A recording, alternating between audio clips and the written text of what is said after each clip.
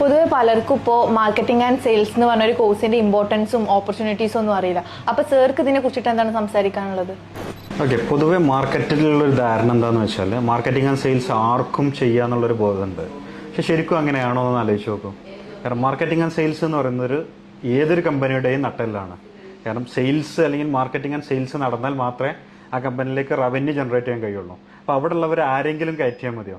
പൊതുവെയുള്ള ധാരണ എല്ലാവരും എന്ത് ചെയ്യും, സെയിൽസ് ആൻഡ് മാർക്കറ്റിംഗ് പറഞ്ഞാൽ ഇവിടെ ചെറിയ കടകളിൽ സാധനം എടുത്തെടുക്കുന്നു, ആളുകളെ പോലെയാണ് കാണുന്നത്, എന്തെങ്കിലും തോറ്റവർ അല്ലെങ്കിൽ ഇത് എന്നുള്ള രീതിയിലാണ് ചിന്ത വരല്. പക്ഷെ ശരിക്കും അങ്ങനെയാണോ വേണ്ടത്? പ്രൊഫഷണലി എന്താണ് സെയിൽസ്, എങ്ങനെ നമ്മളൊരു സെയിൽ ചെയ്യണം, ഒരു ബ്രാൻഡിനെ നമ്മൾ എങ്ങനെ മാർക്കറ്റ് ചെയ്യണം, ആളുകളിലേക്ക് എത്തിക്കണം എന്നുള്ളത് പ്രൊഫഷണലി ചെയ്യേണ്ട ഒരു കാര്യമല്ലേ. കാരണം ഏതൊരു കമ്പനി മുന്നോട്ട് പോകണമെങ്കിൽ അത്രയും പ്രൊഫഷണൽസ് ആ ഡിപ്പാർട്ട്മെൻറ്റിൽ ഉണ്ടെങ്കിൽ മാത്രമേ അത് മുന്നോട്ട് പോകുള്ളൂ. പല ബിസിനസ്സും എന്ത് ചെയ്യും, ഭയങ്കര ഇൻഫ്രാസ്ട്രക്ചർ ഉണ്ടാകും, കാര്യങ്ങളുണ്ടാകും, പക്ഷെ കുറച്ച് കഴിയുമ്പോൾ അത് അടച്ചുപൂട്ടി പോകാറുണ്ട്. അതിൻ്റെ കാരണം എന്താണ്?